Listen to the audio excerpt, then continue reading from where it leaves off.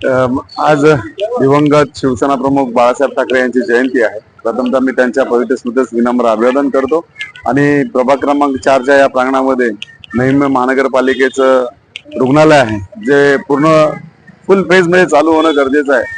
आणि आज योगायोग आहे की जयंती आहे आणि नवनिर्वाचित नगरसेवक आलेले आहेत। गेल्या शुक्रवारी निकाल लागला आणि आज 7 दिवस होत आहेत। आज रुग्णांना फळ वाटपाचा कार्यक्रम झाला आणि एक हितगुज पण चर्चेच्या माध्यमातून झाली। नाण्याच्या दोन्ही बाजू पाहण्याकरताच नगरसेवक असतात। नाण्याच्या दोन्ही बाजू या ठिकाणी पाहिल्या, रुग्णांना होणारा त्रास आणि कर्मचाऱ्यांच्या अभावी कर्मचाऱ्यांना होणारा त्रास, त्यामुळे दोन्ही बाजू लिलाया पाडायच्या आहेत। आणि सभागृहामध्ये हे जे आमचे नगरसेवक या ठिकाणी आलेले आहेत, म्हणजे ऐश्वर्या सोनवणे असतील, हेमांगी सोनवणे आहेत, पूजा पाटील आहेत, मी स्वतः आहे आणि यांच्या माध्यमातून म्हणजे परिसरामध्ये सगळ्या नागरिकांची ओरड आहे। जर ओपीडी करताच आपण हॉस्पिटल उघडलंय का, एवढा मोठा खर्च आपण करतो तर त्या पूर्णत्वास नेण्यासाठी का नाही, म्हणजे आपल्याला केईम किंवा मुंबई सारख्या रुग्णालयात का जावं लागतं, हा यक्ष प्रश्न इथल्या नागरिकांना पडलाय। तो स्वाभाविक आहे की या ठिकाणच्या प्रत्येक नागरिकाला जर तो कर भरतोय तर त्याला सगळ्या सुविधा या ठिकाणी मिळणं क्रमप्राप्त आहेत। आज खऱ्या अर्थानं आम्हाला असं जाणवलं की बाळाला मेडिसिन लागतात, त्यासाठी बाहेरून पैसे भरावे लागतात। ही जी बाब आहे चुकीची आहे, म्हणजे ज्या बाबी आपल्याला देता येतील त्या तर देणं क्रमप्राप्त आहेत, त्याच्या तक्रारी व्हायला नाही पाहिजे।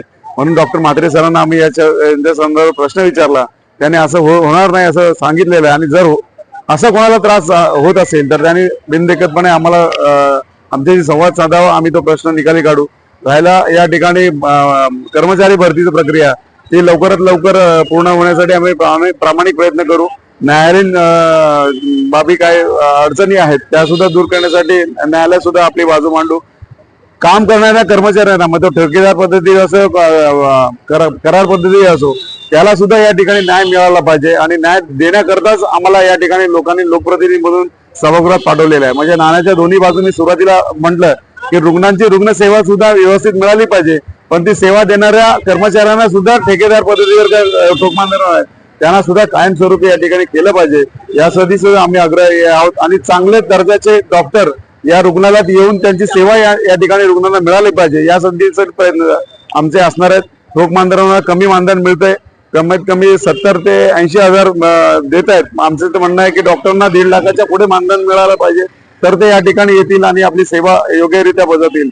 असं होतंय की या ठिकाणी डॉक्टर येतात परंतु त्यांना मानधन हे जे 70 ते 80 हजारच आपण देतो, त्यामुळे ते पुरेसे मानधन नसल्या कारणानं डॉक्टर या ठिकाणी निघून जातात। तर डॉक्टर थांबले पाहिजेत, रुग्णसेवा या ठिकाणी उपलब्ध झाली पाहिजे, याकरता नाण्याची दुसरी बाजू सुद्धा पडताळणं गरजेचं आहे।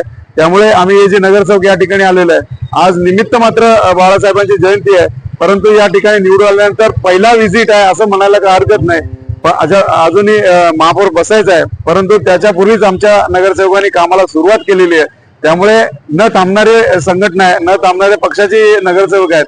किंबहुना या ठिकाणी काही मंडळींना उत्तर सुद्धा द्यायचं होतं की ऐश्वर्याची पाठी कोरी आहे, पण ऐश्वर्याच्या पाठीवर आता ABCD नाही, अबकड आणि 12 खडी पण पूर्ण झालेली आहे। त्यामुळे सभागृहात तुम्हाला पहिल्या दिवशी ते पाहायला मिळालं, कारण अभ्यास करण्याला कोणी थांबू शकत नाही। अभ्यास ही म्हणजे शिक्षणातला वयच नसतं असं बाबासाहेबांनीच सांगितलंय। आणि शिक्षणाच्या बाबतीत महत्व बाबासाहेबांनी आमच्या मनावर बिंबवलेलं आहे, त्यामुळे अभ्यास करण्याची वृत्ती आमच्या मनामध्ये आहे। बाबासाहेबांनी बाळासाहेब हे दोन्ही विचारांची सांगड आमच्यामध्ये असल्या कारणानं निश्चित स्वरूपात सभागृहात या रुग्णालयाच्या संदर्भातले आणि आरोग्याच्या संदर्भातले प्रश्न निकाली काढतील असे आश्वासन या ठिकाणी